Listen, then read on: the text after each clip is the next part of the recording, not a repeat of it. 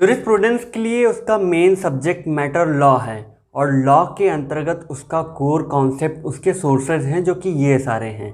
तो आज हम इन्हीं में से इसके दो मेन सोर्सेज जो कि प्रेसिडेंट्स और लेजिस्लेशन है उसके बारे में बात करने वाले हैं। तो चलिए आराम से प्रारंभ करते हैं।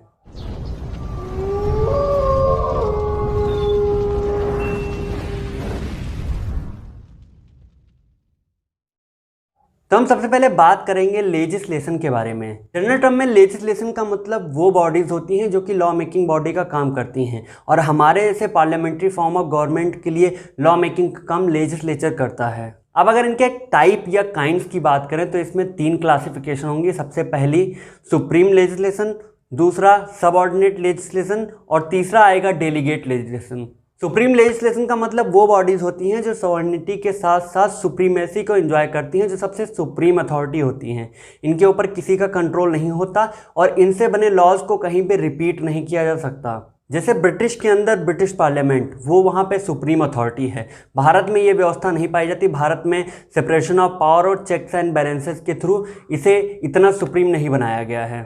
नेक्स्ट क्लासिफिकेशन सबऑर्डिनेट लेजिस्लेशन का है। अगर इसकी बात करें तो ये अदर देन सुप्रीम लेजिस्लेशन होते हैं, यानी कि वो सारे लॉ मेकिंग बॉडीज जो सुप्रीम लेजिस्लेशन की क्लासिफिकेशन में, उनकी डेफिनेशन में नहीं आते। इसके अंतर्गत ये सारी बॉडीज आती हैं जो बाई लॉज और बाकी जनरल डायरेक्शन, जनरल प्रोविजंस बनाती हैं।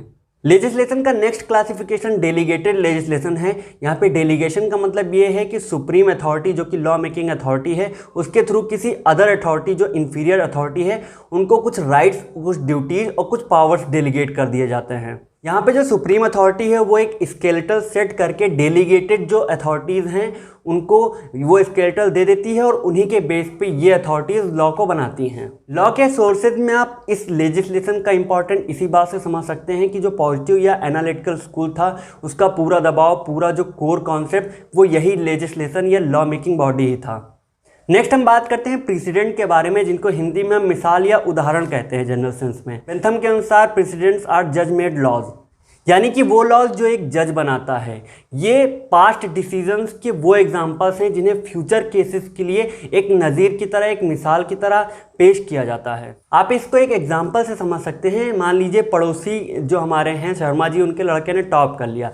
अब हमारे जो माँ बाप खुद के होंगे वो दिन भर हमको शर्मा जी के लड़के का नज़ीर पेश कर करके जैसा वो करता है वैसा करने को कहेंगे।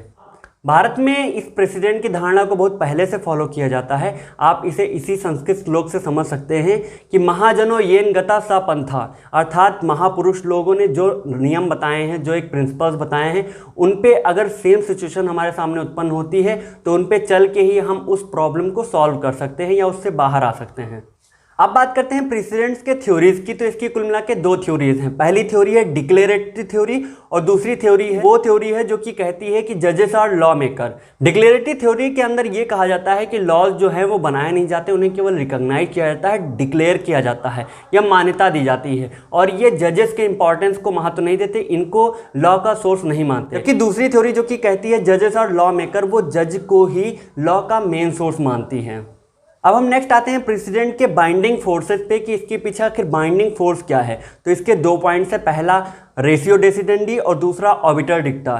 जनरल सेंस में रेशियो डेसिडेंसी किसी भी केस के अंतर्गत में जजमेंट के थ्रू वो प्रिंसिपल्स हैं जिन्हें फॉर्मुलेट करता है, एक जज फॉर्मुलेट करता है, और जो ऑबिटर डिक्टा है वो उसमें वो ऑब्जर्वेशन है जो उस पूरे केस के दौरान एक जज ऑब्जर्व करता है, उसका आकलन करता है। प्रेसिडेंट के कॉन्सेप्ट को आप इंडियन कॉन्स्टिट्यूशन के आर्टिकल 141 में देख सकते हैं, जहाँ पे ये कहा गया है कि जो सुप्रीम अथॉरिटी है उसके सारे डिसीजंस उसके सबऑर्डिनेट्स पे बाइंडिंग होंगे। कंक्लूड करते हुए हम ये बोल सकते हैं कि लेजिस्लेशन और प्रेसिडेंट दोनों ही लॉ के बहुत ही मेन सोर्स, बहुत ही इंपॉर्टेंट फैक्टर्स हैं। एक तरफ जहां हम प्रेसिडेंट से अपने पूर्व काल से, अपने हिस्ट्री से, अपनी पुरानी गलतियों से सीखते हैं, वहीं लॉ मेकिंग बॉडी लेजिस्लेशन के थ्रू हम अपने फ्यूचर को सिक्योर करते हैं और उनको एंश्योर करते हैं। आई होप आपको लेजिस्लेशन और प्रेसिडेंट के ये सारे पॉइंट समझ में आ गए होंगे। ज्यूरिस्प्रूडेंस से रिलेटेड बाकी वीडियोज़ के लिए बने रहिए हमारे साथ। नमस्कार।